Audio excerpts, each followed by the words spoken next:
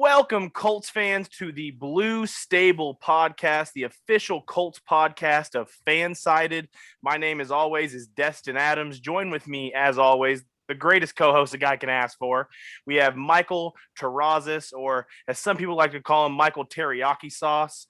And we got Rashad McGinnis. Boys, how are you doing? Look, man, Christian Edwards is going to have to, give me some props or something for messing that name up. But, hey, man, I'm always good to go. We got a fantastic guest on the show today, man. I'm hyped. I'm good, man. Anytime I get to talk X's and O's with one of my favorite players that represented the shoe, man, I'm always excited for that opportunity. So let's get into it. Yep, like Rashad and Michael said, we have a very special guest, former Colts player, played other places, but do we care about those places right now? Absolutely not. Former Colts player, former horseshoe on the helmet player, Darius Yes, Butler, sir. man. Welcome to the show. What's up, fellas? Thanks for having me, man. Been a long time coming. Hey, I say me and Michael got to talk with Buffet about like a month or two ago, and the goal ever since then has been to get you on. But man, you guys are busy. Your podcast is popping off. You guys do a bunch of good work over there. Yeah, man, working, man. Slow motion. Just figuring out this post NFL career. It's been fun. It definitely keeps you going, especially with the kids being in the house more and the pandemic and everything. So it's been exciting, man. But I'm definitely glad got a chance to jump in here with y'all. Hey, we're just going to jump right in. The first question that I have for you, just want to hear your thoughts on it. We've talked about this on Twitter a little bit. I think you and Rashad have talked about it as well. What are your thoughts on the fact that the slot corner is just left off Pro Bowl rosters and the All-Pro rosters? Yeah, I mean, it's wild. It's kind of, just outdated. Some of these people who are in charge, come around, they always show up really, really late to the party. Even just having, however many receivers, like it should probably be 7 or 8 receivers going to the Pro Bowl now with how much, 11 personnel is played in the game today. And with that being said, the slot defender position, I call it slot defender. It's not really a nickel back anymore. It's not really a corner, depending on the team. Some people like the Chiefs, put their safety in there. Some people put their number one corner in there, like the Ramsey. And then we got Kenny Moore, who's pretty much, can be our 1 or 2 corner. And we put him in the slot. That's where he does a lot of his damage. Because like I said, 11 personnel, offense is always putting out 3 receivers, running backs who can get out of the backfield and catch, tight ends who can line up like receivers. So you got to have an A1 slot defender that can kind of balance some of that off. So it's definitely a position that needs to be on any ballot, Pro Bowl, All Pro, Hall of Fame, all of them. It just never made any sense to me because if you look across the entire league, there's not a team that doesn't use a nickel corner, a slot defender, like you just said. Like that position is just throughout the league. It's being used. So the fact that it's just left off all these different rosters, it just never made sense to me. Because a bunch of Colts fans always like to get upset when the Pro Bowls get announced and the All Pros gets announced because we know how valuable Kenny Moore is. Like that's not something that we forget about Colts fans wise, but it just feels like NFL fans don't know enough about Kenny Moore because the slot corner just doesn't get talked about so much. And it just always irritated me every single time because you always see like the corners get announced and you're like, well, Kenny Moore is not going to get in over Jalen Ramsey's and the Stephon Gilmores of the league. But if Kenny Moore is the best at his position in the NFL and is left off all these rosters, it's just always just left me confused as hell. Yeah, I mean, it leaves a lot of people confused who don't watch and understand the game. It's tough, and it was frustrating to me because when I played the position, my years in Indy, it was still relatively, I wouldn't say unknown, but like people didn't come into the game thinking like, okay, who's the slot defender, who's the corner, who's going to be the corner? Because throughout time for so long, I would say probably Brady and Welker probably changed the game to the point where you had to have somebody that can go in that slot and hold their own. Before that, it was pretty much, okay, the third corner comes in and he plays inside or he plays outside and you bump in a guy inside. And it wasn't really harped on a bunch. But now offenses are putting their best receivers in the slot a lot of the times. Offenses are putting, like I said, tight ends, big body pass catchers, doing RPOs, doing all kind of things where even if they want to run the ball, they're putting in 11 personnel. So that slot defender got to come in and be able to run the ball. You got to be able to communicate in the run game and be a part of that. Obviously got to be able to communicate and be a huge part of the pass game. So it's just a lot put on that player's plate. And not only the player, but the coaches. You know, I'm starting to see now more coaching staffs actually have a coaching position just for the nickelbacks.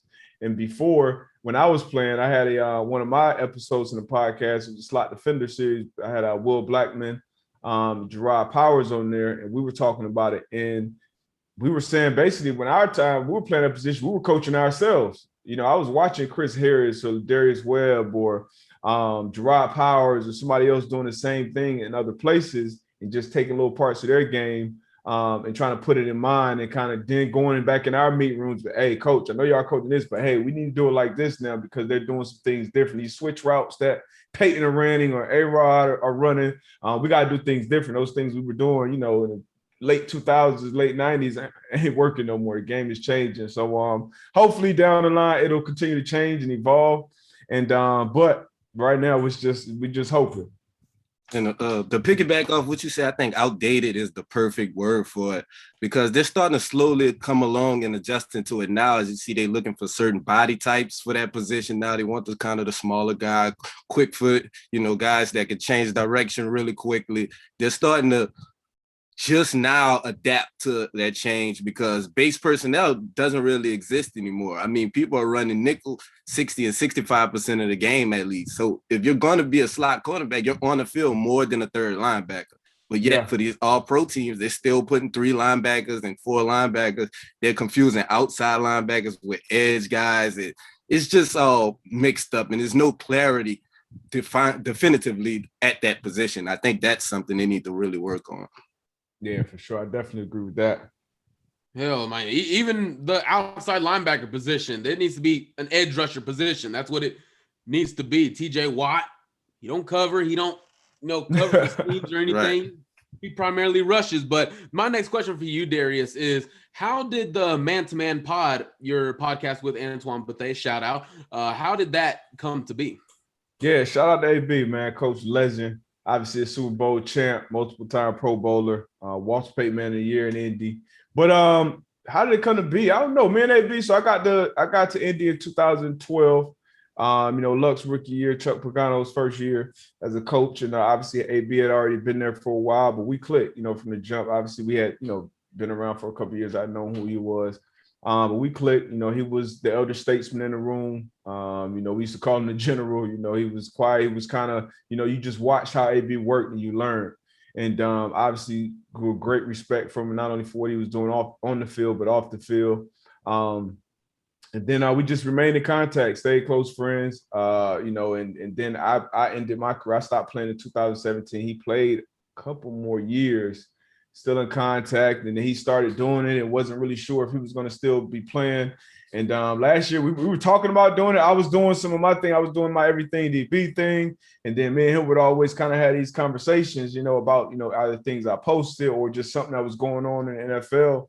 And I forget exactly how it started, but we were like, man, let's just start doing our own pod, man. And this was like July of 2020, I believe. And then Pat McAfee, who I'm also real close with, was talking with Pat about it. He was like, hell yeah, you should do it, man. I know you'll be great at it. You and AB would kill it. Obviously, you got a ton of knowledge. You guys are personable. Just start doing it. And we literally started doing it remotely using his studio. Shout out to Zito. Shout out to all the boys. Zito was helping us put things together on the back end. And now, we pretty much handle the things, on our own. But it's been cool, man. It's growing. It's definitely been a lot of learning experience. But I enjoy it. I enjoy going live with, having that instant interaction with listeners, with fans, them being able to ask questions that they may have always wanted to ask. And then a lot of times what I'm seeing now is people were asking questions and it's like clockwork, like whatever we talk about, like something happens that same week. Like literally last couple episodes ago, somebody asked, hey, what happens if one of you guys get hurt? Just training or playing basketball or doing this on your own away from the facility. How does that work with the team, with the NFL? And we basically told them like, hey, this is how it works. You're kind of on your own. I wish it was like the NBA. You know, they have that for the love of the game clause that Michael Jordan got put in way back in the day, which basically stated for them they can be playing basketball anywhere in the world. And if they get hurt, they're covered. And we don't have that in NFL, obviously. But then the Juwan James situation came up. So it's just been a lot of that. But I enjoy it, man. It's been a fun process. And I look forward to growing it. Do y'all potentially look forward or plan on making it bigger, like making it into a sports show in Indy or possibly going into analyst fields? Yeah, I mean, so we both individually still do our thing in the media fields. You know, I do appearances with the various networks. Just did some first of many works with PFF, the Pro Football Focus guys. I covered the first round of the draft with them. Tomorrow, I'll be on Jim Rome tomorrow at 1:40. If y'all want, I don't know when this will air, but at 1:40 I'll be on with them. So we're still doing our different things. But you know, it was important for us to obviously have our own, and so that we have our own, you know, narrative. We have our own voice. You know, it's us delivering whatever messages, whatever interviews that we're doing, and we edit it the way we want to edit and things like that. And we've had some conversations with some networks, with some potential partners, to grow it and make it bigger. But for us, it's more important about getting the reps in, being authentic, being true to ourselves, and then the other things will come when they come. Yeah, so I mean, for me, the coolest part about your guys' podcast and it growing a little bit, and I told Buffet this back when we talked to him on a podcast, but you don't get to see people actually go in and give so much like actual knowledge like on the game of football anymore in podcasts. It's a lot of like headline grabbers and just the like whatever hot topics are up, like obviously, and they'll just kind of run with the narratives that people want to hear. But I feel like whenever I've listened to you guys, like I've loved listening to you guys break down film on DBs and sometimes other positions that you guys have gone into. I just really enjoy being able to learn more about football when I listen to guys like you and Antoine talking football. And I really appreciate that from even just a fan aspect. I mean, it's made me want to make this show better. Just to be able to find ways to be able to actually like speak into like what I've seen on football, and like as a draft Twitter scout kind of person, I mean, I've loved just being able to learn a little bit more about the DB position from some of your breakdowns and things like that. I think you have a future in coaching. I mean, I'm just going to go ahead and call that out. Whenever you guys listening to it in a year or two, when Darius Butler has a coaching job, I'm going to clip this and I'm going to send that out. But I just really think that when I listen to you guys, you just hear all that knowledge. Yeah, and that was a part of it. Like I said before the pod, I started doing everything DB, and that was just basically breaking down and really. And I'm going to start doing that again more often. But that was really kind of going into the woods of the X and O's and kind of almost putting you kind of in the meet room or on the sideline or on the field of what goes on, kind of in between the whistles, in between the snap. Because no, you don't get that unless you're there, honestly. And the people on TV, the people that cover the game, usually aren't DBs, and they don't talk, they don't know the coverages and how it was break down. And even me, I know most of it, but if you're not in those rooms, you don't know exactly. So just try to educate the normal fan as much as humanly possible. And for some audiences don't want that. Some audience just want, fantasy or betting or quarterbacks or Cowboys or teams, they just want certain things, like you said, headline grabbers. But for me, and what we do is more niche to the fan who wants to actually, my goal is, if you listen or follow us on any of my platforms, everything to be man to man, if you start a year from that point, you should be a completely different football fan. You should watch the game and consume it completely differently. And whether that's a good thing or a bad thing, I know for me, I can't turn it off. So if it's something that I'm watching, if it's baseball and I can listen to a podcast of baseball players and they're actually telling me what's going on, I'm going to consume baseball completely differently, even if I've been watching it my whole life. So that's kind of the goal. We've been accomplishing that. But when you are niche down, the growth kind of slows at some points. But I've been enjoying it, man. As long as I'm enjoying it, I'm cool with it. Coaching, when I was playing, a lot of people told me they see me as a coach, going from my coaches, from my teammates. Now on the other side, when the family and so much time and things that I've already sacrificed playing the game, I can't get to the coaching right now, but I do consult guys. I work with some guys that are currently in the Colts secondary and other teams as well. So that fills that gap of coaching guys up and going over plays and self-scouting and all those different things. But I've been enjoying it, man. So I appreciate you guys for tapping in and following along as well. Darius Butler, the next head coach from a high school alma mater. I like it. High school. I could be a high school coach. Hey, I'm gonna get with my athletic director and say immediately get it. I think when people compliment you with the coaching compliment, I think that's a testament to your IQ as a player, you know, and even your IQ as when you're breaking down film. And since we was talking about your media career, that's actually funny because your name came up in a conversation I had. I went to a little backstory on how this conversation originated. I went to Vegas a couple of weeks ago with my brother, my older brother. He's the defensive line coach for the Rams, Eric Henderson. So so he had his bachelor weekend in Vegas, and me, him, Chris Harris from Washington, DB coach, and Demarius Bilbo from Clutch Sports. We was having a conversation, and pretty much the topic of the week, in the midst of having fun, you know, football nerds get together, they still come up. Yeah, so we was talking about, you know that. So we was talking about players, you know, and being set up for success after football, like your post-career. And we was talking about not enough of these conversations is happening with these players currently, and ways that we can start, you know, talking to people and setting them up for success later on. We're hearing too many stories about players who end up broke and not investing and spending their money wisely. So I wanted to ask you, because your name came up because I referred to you when I was talking about where you landed. You know, guys like you, Pat, other guys that become coaches, other guys that go into media, people who just invested wisely, period, and landed in a good space. So I wanted to ask you, now that I got a chance to talk to you, how important do you think it is for current players to start thinking about life after football right now while they're currently playing? Man, great question, great topic, and I think it's extremely important. And that's why even though I didn't go into scouting or coaching like I could have, which would have been an easy transition, I was fortunate enough, number one, very fortunate. A lot of people don't get to play the game, especially my position, for 9 years. So I had that fortune. And a lot of that fortune came because of how I prepared, because of how I watched film, because everybody's athletic. Everybody's, you know, the cream of the crop when it comes to that. So now it comes down to what's between your ears. You look at somebody like Brady. Like, Brady's not the most gifted athlete. He's not the most gifted thrower of the ball that we've seen. But he's a consummate winner because of how he prepares and all the details that he goes through night in, night out. But those conversations are extremely important. And not only conversations, but the action steps behind them. And that's really 100% of why I started consulting, and why I started, like, how I was thinking to myself, like, how could I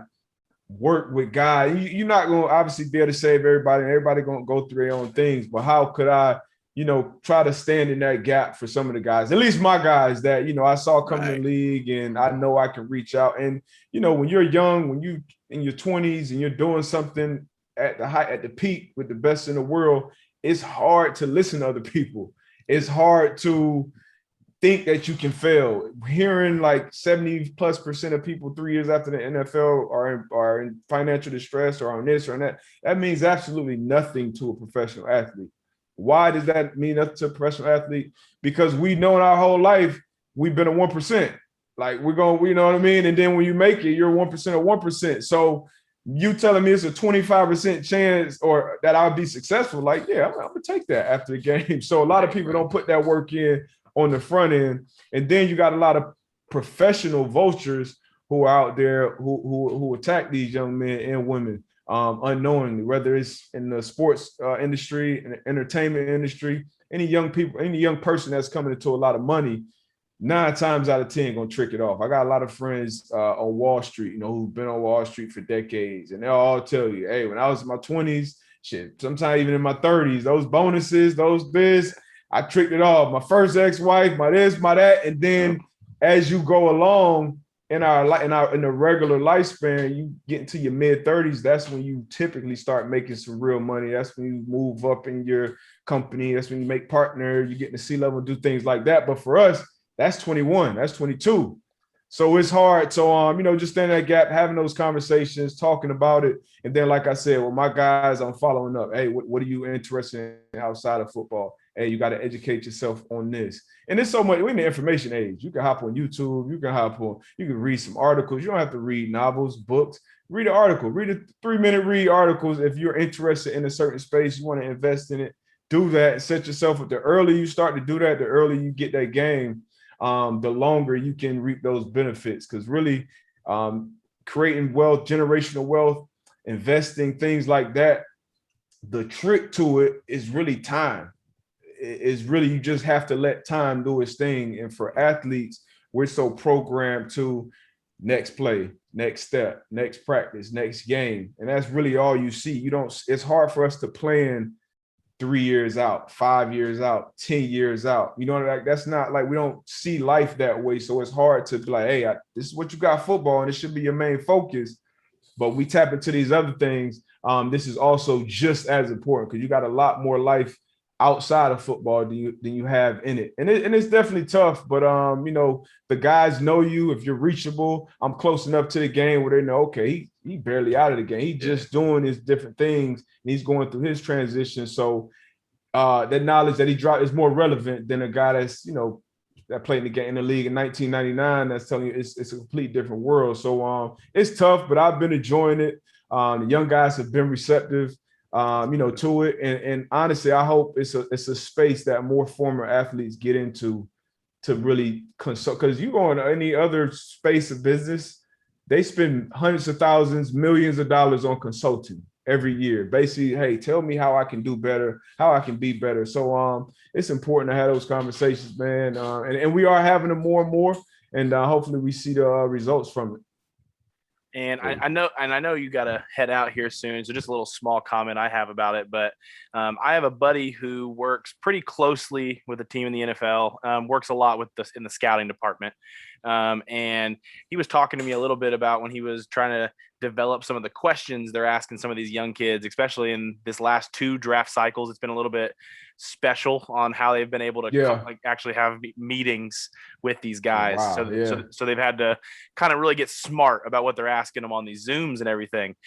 And they said that they've really dove in on asking them like what they're going to do once they become millionaires, because you learn a lot about some of these guys obviously I'm speaking off from what I've heard, because the biggest check I've ever received has 3 zeros on it.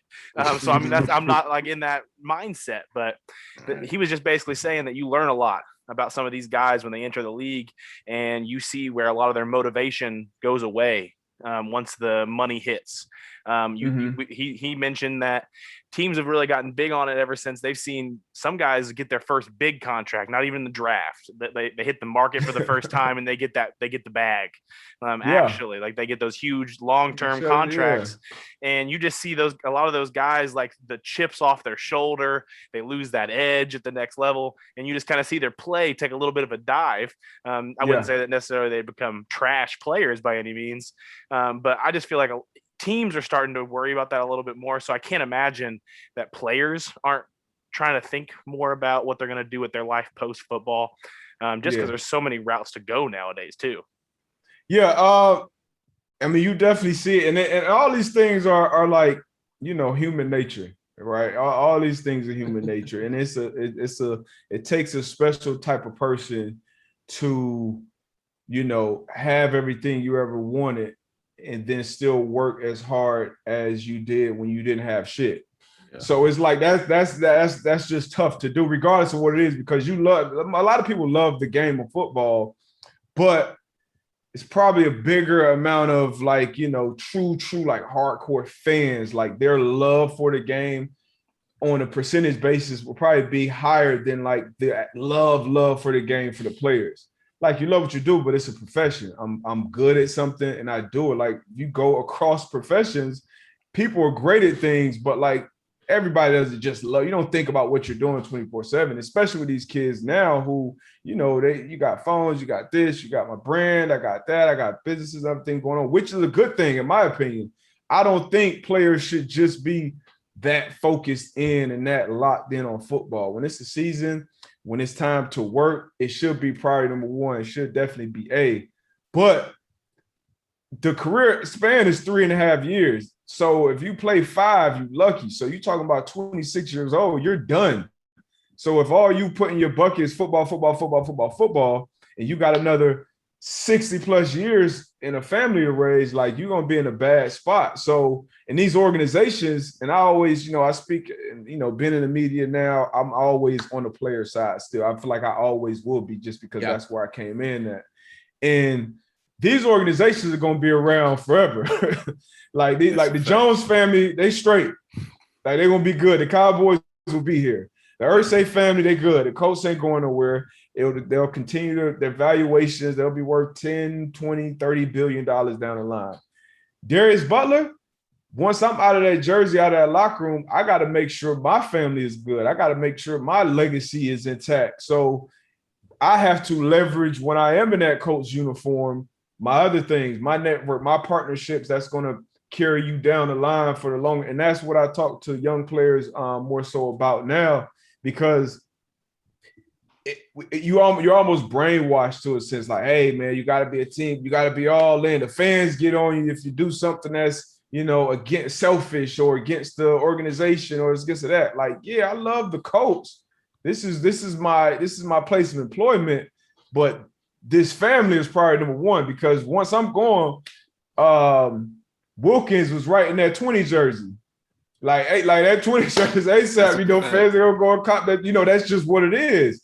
So that's the reality of it. And so don't get me wrong, I'm not gonna tell somebody they should love what they do. Just put in the work, be good at it. Obviously, respect the game, respect your teammates. But priority number one should be your family. Football definitely needs to be important. And when you get that money, some guys get that money, they get that $40-50 million bag, and they good. They shut it down. Right. And that's giving the opportunity to the next man who can step in there and take the opportunity. So, it's always opportunities going around. Just work for it, man. That's the main thing. As long as you're working, as long as you're respecting the game, respecting your teammates. Pat McAfee would be a perfect example. Like Pat was obviously a punter, so people wouldn't think like, oh, that's a big part of the team, or maybe they're not real football players or whatever like that. But especially as a defender, I know how important punters are. Like that's the first play of defense. You know what I mean? I would much rather start a defensive drive on the -12 as opposed to the -37. Like the odds of that offense scoring are tremendously different. So I know the importance of a punter. Pat had things going on off the field.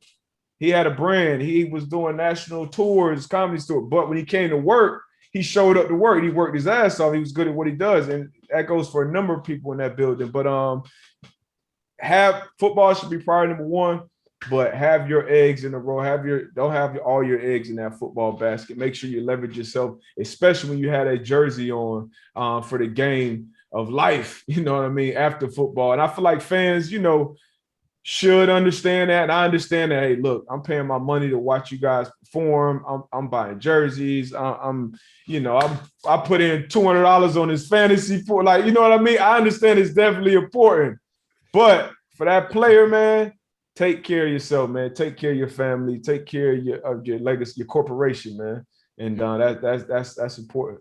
Yeah, Darius, I mean, one of the best things I love about getting pro athletes or former pro athletes on, and even on a show for the Mavericks that I do, we've had Derek Harper. We just had Shaq Barrett on the show talking Mavs. We've had Antoine Bethea.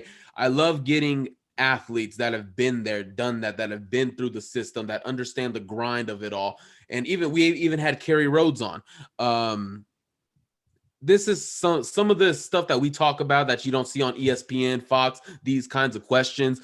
I love sending these to the people, to the kids that are in high school, that from where I'm at, because I kind of saw them in middle school, and I'm still connected a little bit. I love sending these things like, hey man, this is how it should go. This is how you should start thinking in high school. This is how, and it's helped them edify their lives, man. The truth that you guys speak, and man, it's all because of you. So I've told all the pro athletes on the Mavs show, but I'm gonna tell you, man, just thank you for your hard work, everything you did for the shoe, man, and just continue to uplift. And whether you're working around youth or us, man, we appreciate you and thank you for coming on. I appreciate y'all, man. Definitely appreciate the show, man. That community, that fan base was incredible for me. So definitely appreciate it. Love playing the Lucas Oil. Always loved the environment. The way I was kind of old school, so I played the game what I felt was, the right way to play the game.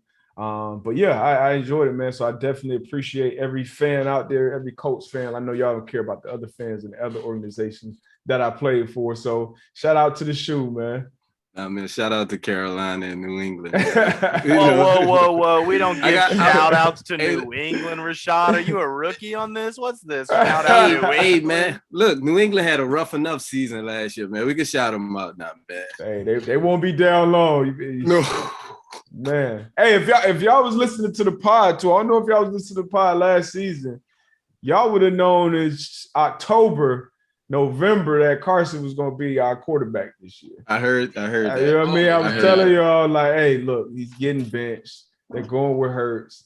The only place I can see him landing on his feet and being that guy, anything close to that guy again, is back in Indy. And, here we are. We just signed a left tackle. So we shored up that part of the offense. I'm excited, man. I'm excited about this year. I don't know about y'all. Man, for sure. Absolutely. I think it's looking good, man. We have Carson don't have any excuse, man, to get it done. I mean, he got everything that he could ask for as far as a solid offensive line, a top 5 offensive line, probably, arguably a top 3 run game. And he has some solid weapons receiving and in the tight end room.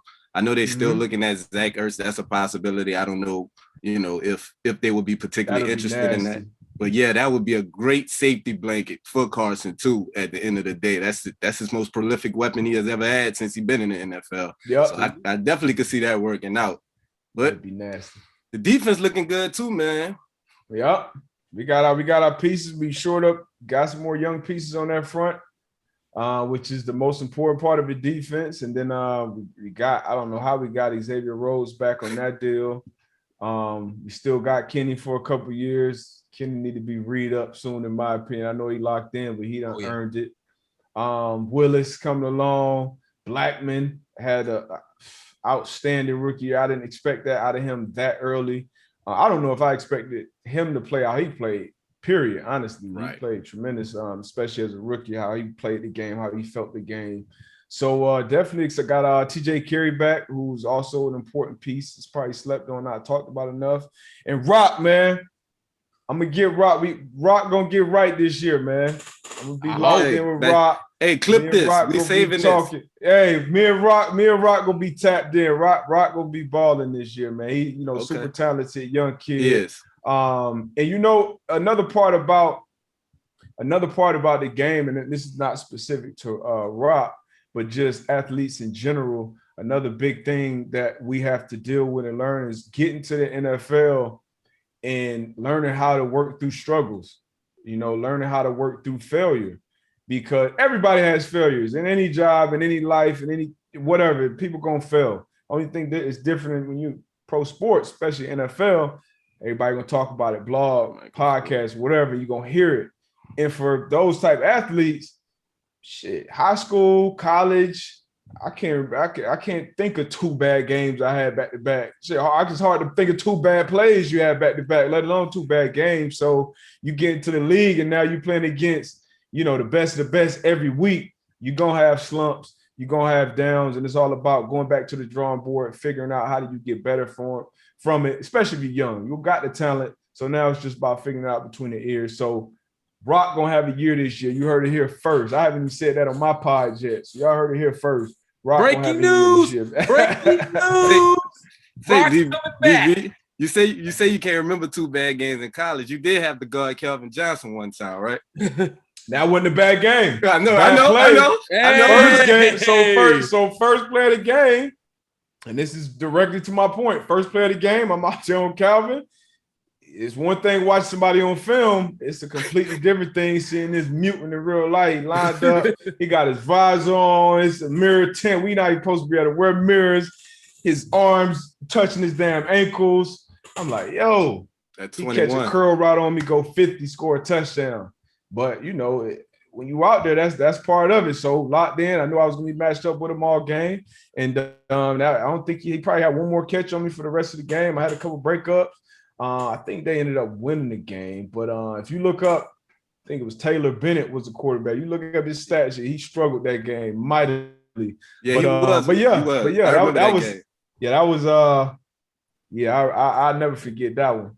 Yeah, my brother was at Tech. My brother went to Georgia Tech, so that's why I know Kelvin Okay. personally. Yeah, so that's why I seen that game personally, and they was talking you up before the game, man. You did your thing, definitely. Yeah, I was a young boy. I think I was a redshirt sophomore. That redshirt freshman, maybe.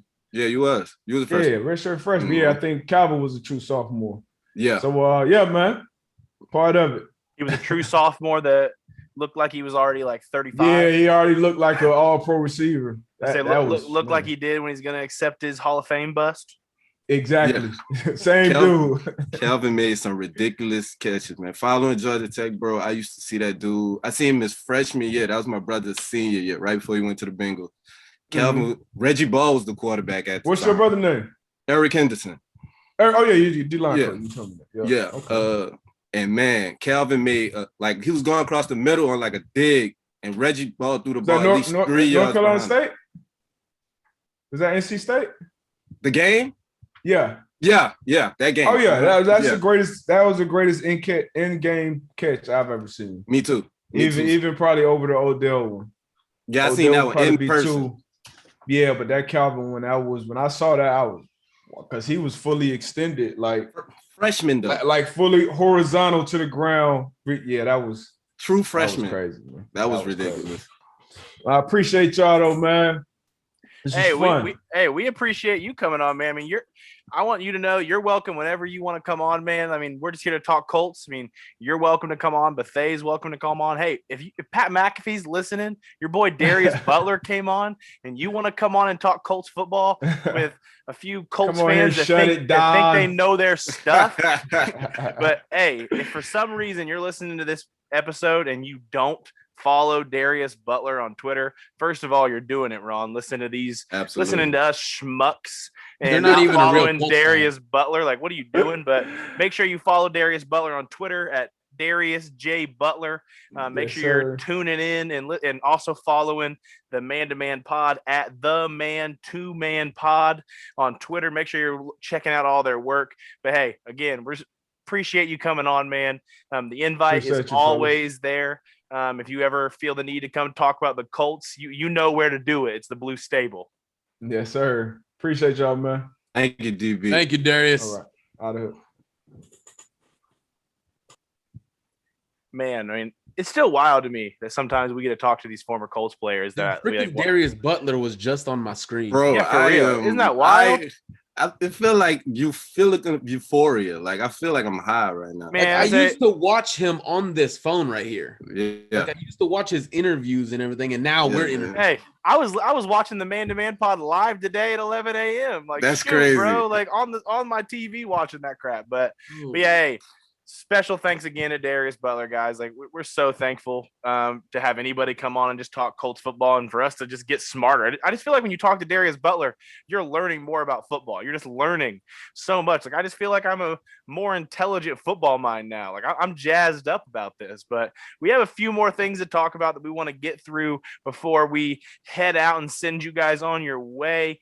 But real quick, before we do, it's probably the best time for it to be the One Call Technology topic of the day. One Call Technology is a managed telecom service provider whose senior staff has 100+ years of experience in virtually every aspect of business communications, business phone system installation and services, managed telecom service providers, telecom carrier management, and high-speed internet.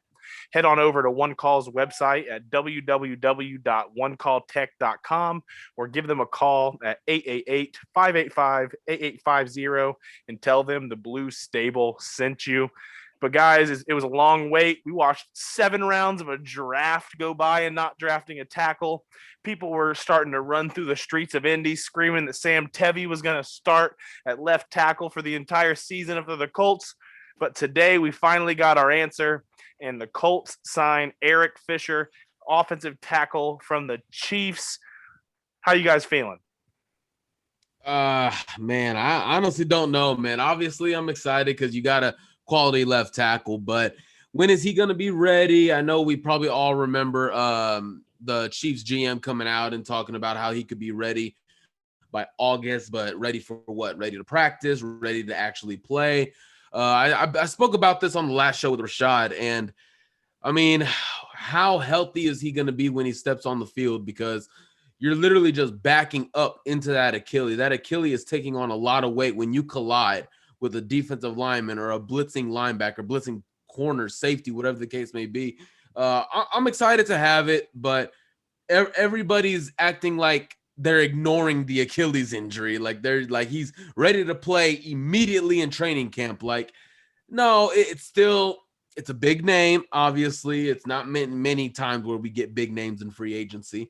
But I like the move. Obviously, 1-year deal, $9 million, no risk. He's off the books after a year. If things just go bad, hey, no risk. So I like the move overall. I'm excited, man. I'm truly excited because I think that gives this offense a chance to be really dynamic. You know, Frank Wright has to change a lot of his playbook when he doesn't have a competent left tackle. You know, he has to go to more quick rhythm, quick hitter stuff. He has to hold somebody in to help chip, and that's one less receiver we have out on the route. You know, when we have a left tackle that can't protect our quarterback's blind side. So I think Eric Fisher, if healthy, can actually be an upgrade over what we had in Costanzo. I like Fisher in a run game. He's athletic, uses his hands really well. He's a prototypical left tackle. Like, that's the guy, but it all depends on that injury. The medicine and the technology is what I do trust. They are being able to get people back from Achilles injuries a lot faster than what they used to be in the past. Those used to be considered career killers, but now we have seen people recover successfully from those type of injuries. So I'm confident that Eric Fisher will be able to do the same. Hopefully it's more on the shorter side than the longer side. I've seen anywhere from August to December. I think it'll be somewhere in the middle. I'm assuming he's going to miss at least the first month of football, the month of September, but I think he should be back and hopefully will be back the beginning, middle of October and ready to rock and roll, man. Yeah, so I'm not gonna lie. I was team Leno over Fisher personally because I had some goggles on where basically I was just looking at this year. I will say that if I had to pick between Fisher and Leno going forward, like on a 3-year window almost, I'd pick Fisher. I mean, Fisher was drafted number 1 overall for a reason. I mean, the dude is talented. He's just like you said, he's a prototype type left tackle. And honestly, I mean, we don't need an all-pro left tackle there. I mean, we have 3 of probably the best 20 offensive linemen in football, in my opinion, where you can put Big Q, Ryan Kelly, and Braden Smith up there. And Glowinski's better than some people give him credit for, but he's still the 4th best of those guys. So I think just being able to slide him in there when healthy, I definitely don't want to rush him back. I'm hoping the window for it is week 3 to 5-ish on when we'll see him in action in Indy next year. But hey, if this works out, this is going to be a multi-year fix. I don't think it has to be a 1-year fix, but with the injury, they're not going to want to put too many guarantees on this. The stipulations on the contract haven't even come out yet for us to know exactly what his base salary is. Because I would bet that there's a good amount of stipulations for him to get all the way up to that $9 million. Oh, absolutely. I mean, that's remember going back to free agency, guy. That's Destin's favorite thing. Incentives and how much playing time do you get? Do you start a playoff game, make the Pro Bowl, all that good stuff? He has a great point. I remember dating back to when free agency started. Schwartz and Fisher got released. I said it changed the conversation, and we were all sold on going draft pick. It made too much sense, and then draft. We didn't draft one. I mean, Will Fries is going to be a guard, in my opinion. His tape shows that he can be a guard. So the move makes sense. Obviously, KC connection. He was on board when Fisher got there. So, yeah, I like the move. I mean, when you look at the roster on paper, man, it looks. I mean, hell. I mean, it's one of the best offenses, in my opinion. On paper, it's one of the best, but. So many questions. I mean, I think when you look at the the surface of just the NFL in general, I believe this Colts team has the most potential outside of the already of who we know that are contenders. Buffalo, KC, Tampa, all those solid teams. I think Indianapolis has the highest ceiling in that other tier of the teams outside of those contenders. But also, I mean the questions, how productive is the edge rush going to be? Or is the cornerback room going to be stable again? What Carson Wentz are we going to get? What's going to happen at left tackle? I mean, there's so many questions. I don't mind it. Ballard's done what he's needed to do. He's brought in offensive line depth. He's brought in offensive linemen. He's addressed the defensive line position. Lots of battles going on there. We will get into that at later shows in the future. But I love the makeup of this team. There's toughness. I tweeted out earlier today, there's just one more move to make, and that's Zach Ertz. I just love the connection. And yeah, I mean, I'm not sure how you guys feel about the team going forward or possibly in another edition, but I'm really high right now. I'm not going to put this team in the Super Bowl. I don't even know if I can put this team at winning the division yet because there's so many questions. I mean, it's May. So, I mean, like it's tough to do that ever. I always like to, like, when you're going into training camp, I like to make a list of about 8 to 10 teams that I think are actually, I would not be shocked if a team within this 8 to 10 were playing in the Super Bowl. Like, that's what I like to do, because I think the coolest thing about the NFL, when you look at most professional sports, I don't think you could name 8 to 10 teams entering the NBA year that you think have a legit chance to go into the finals. And I think the NFL is a special place where you have that, because I truly think when it all comes down to it, I may have like a 12 teams. Like, the NFL is just very competitive right now, and I love that. But one more thing about Eric Fisher before we move on. You almost have to think that the Colts, for whatever reason, whether it's their medical team have found out something about the Achilles injury, they have some confidence with these Achilles injuries, man. Like this can't all be a coincidence that they have 3 guys on the roster currently rehabbing these Achilles injuries. Like, they have to have some sort of confidence, some sort of positivity coming from their medical team that they believe they can get through this rehab. And me and Michael had the pleasure of being on an interview with director of player personnel for the Colts, Kevin Rogers. And I mean, he was even talking about how that the Achilles rehab is something that is getting better and better, and that it just feels like guys are getting back to being the same caliber player. And I was shocked to hear that. Like, I don't know about you, but when I heard Science and technology. But when I heard him say that, because like when I hear Achilles injuries and I see Achilles injuries, I always like to stay away from it. Because, like, it's not an ACL. Like, an ACL for me, that used to be like, it felt like everyone thought your career was over if you tore your ACL. Adrian Peterson, yep. But then everyone is recovering from ACL injuries now, and they're recovering from them much faster than they used to be. So, hey, maybe the Achilles is what's hot right now in the medical world, but the Colts are putting a lot of eggs in this Achilles rehab process. Hey, and remember, the medical staff in Indy did not have the greatest reputation for like 5 years or so. Remember that. They didn't have the greatest reputation, and obviously everything went to hell when Andrew retired, and they were getting a lot of heat. I even called for everyone's job on the medical staff. I remember that. Like, the show after he announced his retirement. As high emotion as you as much emotion that you react with, Michael, I believe that wholeheartedly. Absolutely, because you can't make this stuff up, man. What is it? It's an ankle. Oh no, it's a calf. Oh no, what is it? Like, what is going on here? And I called for everyone's job, but last year they redeemed themselves.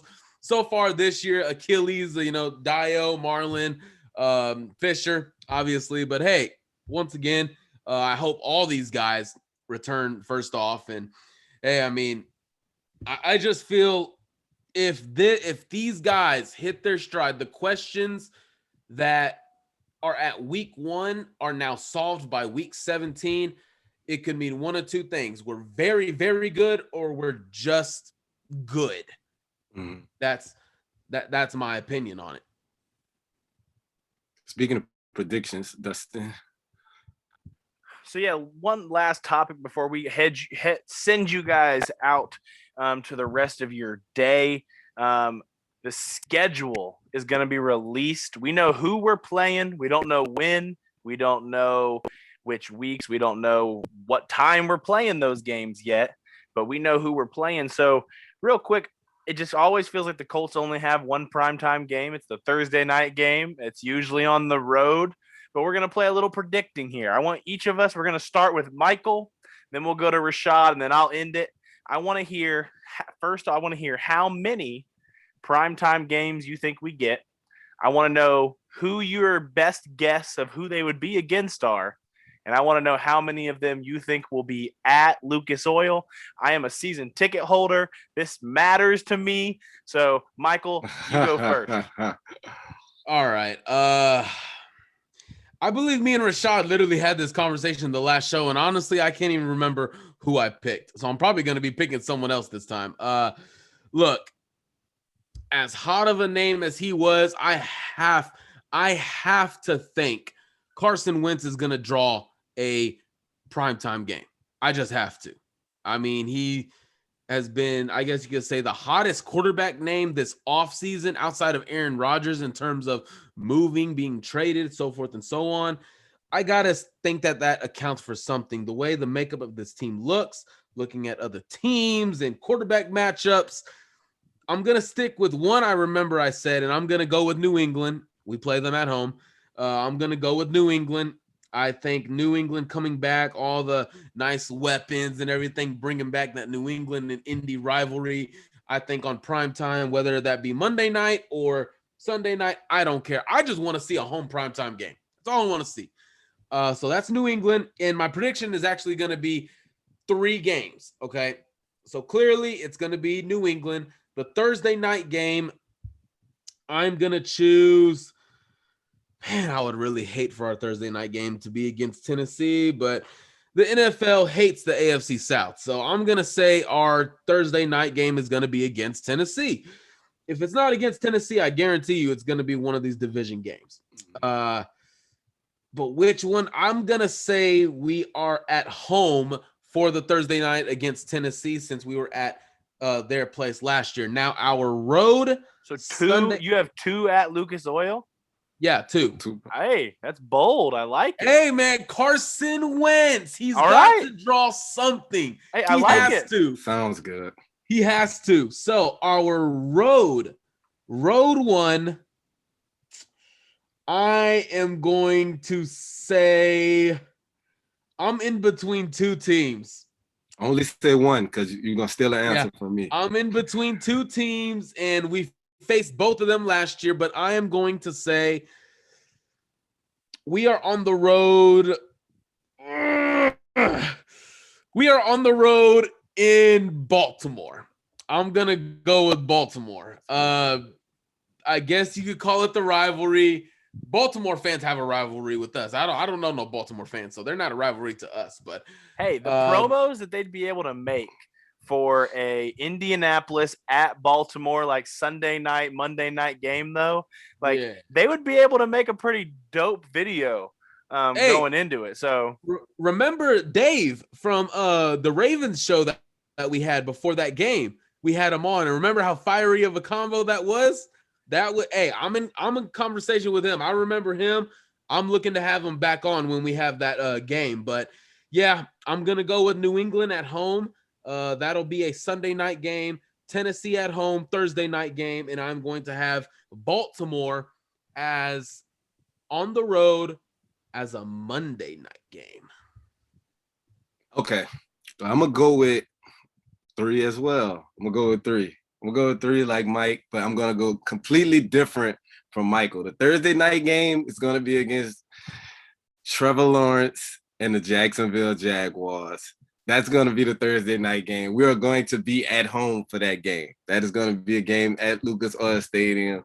The second primetime game, we're going to be on the road at Buffalo. We're going to be at Buffalo. That is going to be a primetime game for sure, especially with the story of Buffalo eliminating us in the playoffs the previous season in the first round. You know, it's going to be the Josh Allen thing against Carson Wentz. We're going to get that. And my last primetime game this one is a shot in the dark. This is just me hoping.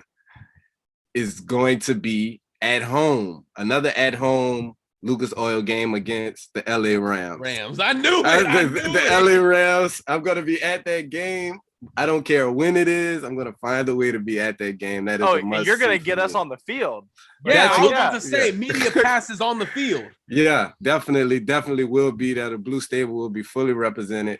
Hopefully all three of us can make it. I don't see a reason why we won't be able to. Once they release the schedule and we get these dates. So I'm going with the Colts. 3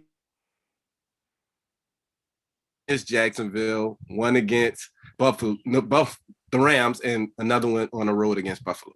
Okay, quick thing. I am just speaking from experience. If you think the NFL will have their new darling on the road in a primetime game, you are crazy, okay? The NFL is not going to put Trevor Lawrence on primetime on the road. I don't see that happening. I feel like the NFL loves Jacksonville more than us. But they're gonna have a good amount of primetime games. So Dude, Jacksonville gets more. I'm gonna go crazy. They might. Do you understand how marketable they're gonna be? They could only win 4 games, but their owner is gonna make moolah. Oh, hey, off Tim this Tebow roster. now. Tebow just got him an extra one. That's an extra game. That's an extra primetime game right there. Tim Tebow. Yeah, we'll have to see if he actually makes the roster. He's gonna make the roster. But I mean, for now, I mean, we think maybe he'll make the roster as a tight end. We'll see how if he's been preparing in the booth for actual game type pressure.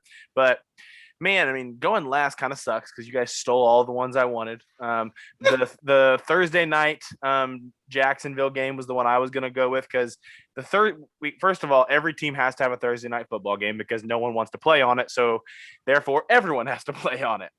And I think that is going to be the lone home game for the Colts primetime because I have 3 currently. I'm going to say 3 as well.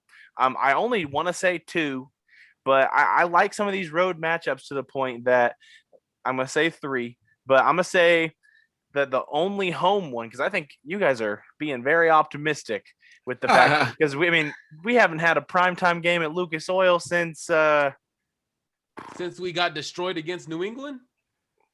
Relax. Maybe. I mean, I remember being at the game when we lost to Ryan Fitzpatrick and the Jets. And that would have been a little while ago. Like, I mean, it may have been Josh McCown as the quarterback for the Jets, actually. In prime time. We lost. Well, I mean, it was. I promise you, we lost it. I was there. It was the Chuck Pagano era. Never mind. But I'm gonna say that one of our 3 primetime games, it'll be on the road at Jacksonville.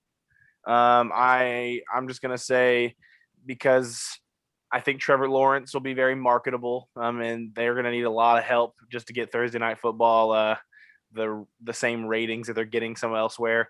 The other 2 that I'm gonna go.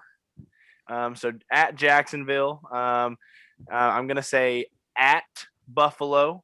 I think they're going to like that rematch type. I think Josh Allen's going to probably get a lot of primetime games after last season. So I'm going to go ahead and say at Buffalo. And the lone home game, I'm going to say at Rams. I like it. I got to speak it into existence now that we have Rashad here trying to get us on the field. But I'm going to say at Rams. I mean, Matthew Stafford and Carson Wentz, 2 of the biggest names to switch teams this past year at quarterback.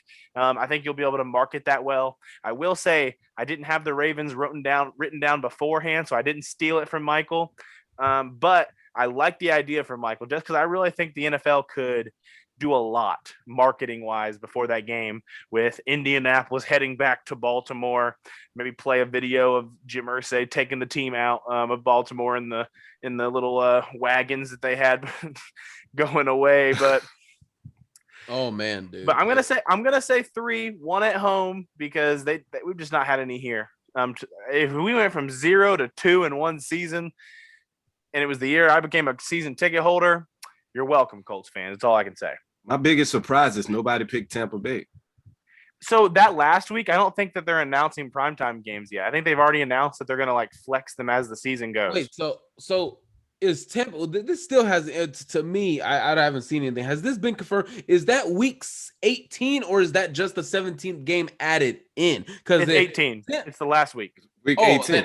No, Tampa Bay. If they're who we think they are, they're going to be sitting multiple people. Well, but I don't think they're going to announce primetime games for week 18 yet.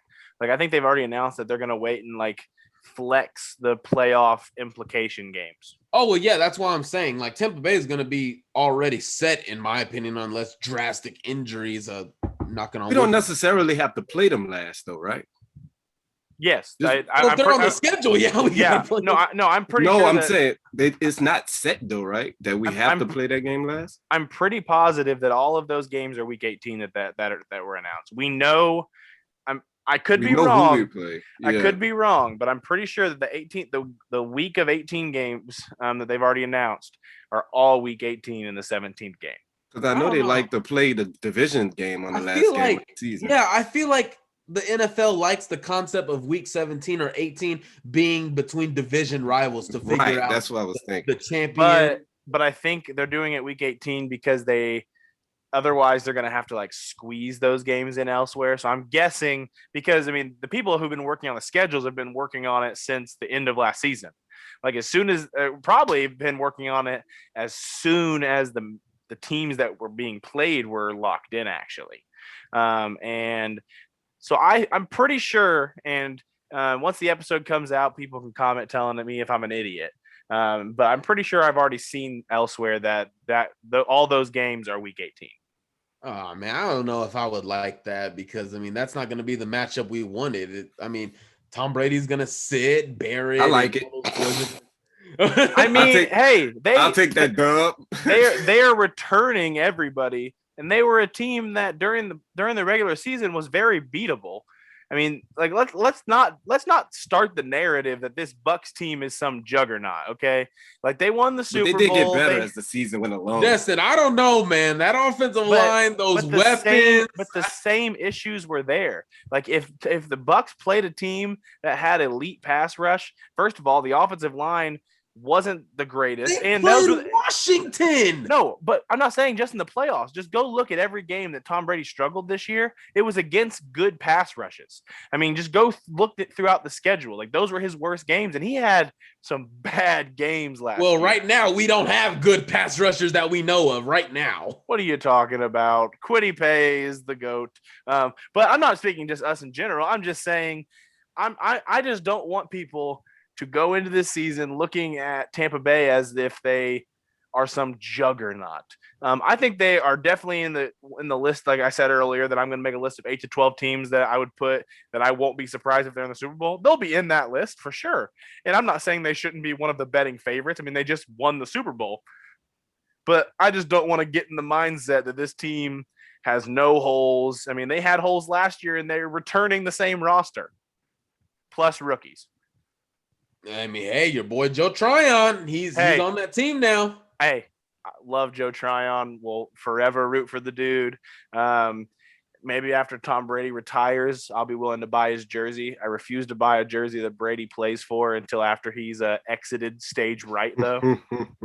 But when you look at this schedule, dude, these teams got better. Arizona got better. The Rams got better. Buffalo got better. I mean, even the Dolphins got better. They have. I mean, some of those teams were saying got better off of just a year of together. Like Buffalo's going to be better because they have a year together.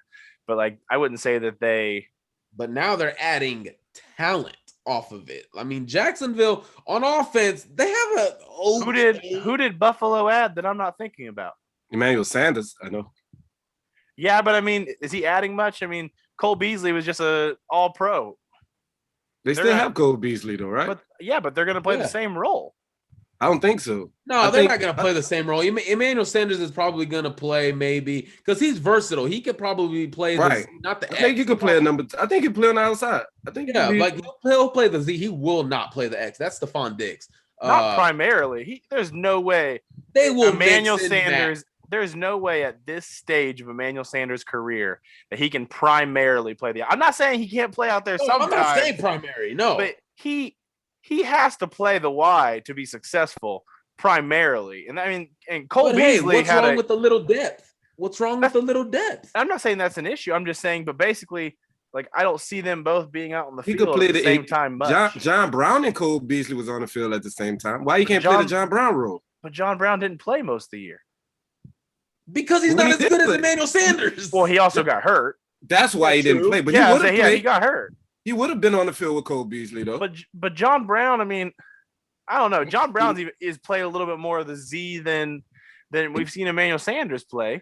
Emmanuel Sanders could play that role. If John Brown can play it, Emmanuel Sanders can play it. Dude, but I mean, when you look at this schedule, I mean, that schedule is brutal, bro. Hey, there are teams that have it. There are teams that have it worse, man. Have you guys looked at Pittsburgh's schedule yet? No, I haven't looked. Oh, guys, it's bad. Pittsburgh, after having one of the worst season collapses of an 11-0 team ever. Let's just talk about what the NFL gave these people. Oh my Jesus! I mean, they still won their division, so they're having to play all the division winners. Yeah, so they're having to play all the division winners from last year, which I love that the NFL does that. By the way, not everybody obviously has like the same schedule type because a lot of these professional sports play everybody. But so next year, the Steelers play at Baltimore, at Buffalo, at Cincinnati, at Cleveland, at Green Bay, at Kansas City, at Chargers, at Minnesota versus Baltimore. So at home. So these are all at home after this. So Baltimore, Cincinnati, Cleveland, of course. That was their road schedule? I mean, all of those first ones. Yeah. So like the Baltimore, Buffalo, Cincinnati, Cleveland, Green Bay, Kansas City, Chargers, Minnesota. That's all on the road. All on the road. Jesus, and then the home games, they have Baltimore, Cincinnati, Cleveland, of course. But then they have Denver, Vegas, the Bears, Detroit, Tennessee, and Seattle. Hey, dude, Denver, man, I'll say it now. Denver is a sleeper, in my opinion. Not to. I mean, they were a sleeper. They were a sleeper for me last year, but Denver early in the season and the Niners got hit hard with COVID and injuries. Bad, man. Yeah, so like Sutton and Von Miller. Well, I think Von Miller was before the season, right? Or no, it was during the season. Cortland Sutton was before the season. It was? I thought it was like week 2 or 3. I'm pretty sure that I could be wrong, but I thought Cortland Sutton got hurt in training camp. Okay. I own him in every fantasy league, and I remember wanting to cry.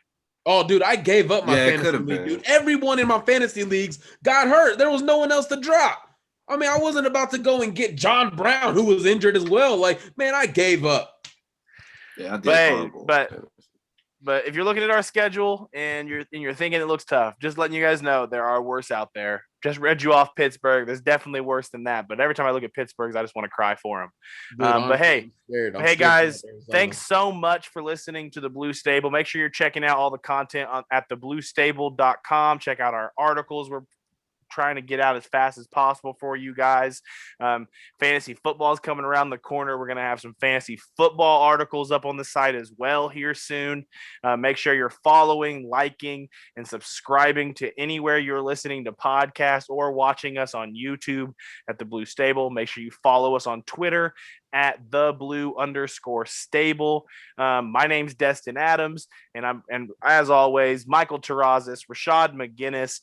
Thank you guys for listening to the Blue Stable.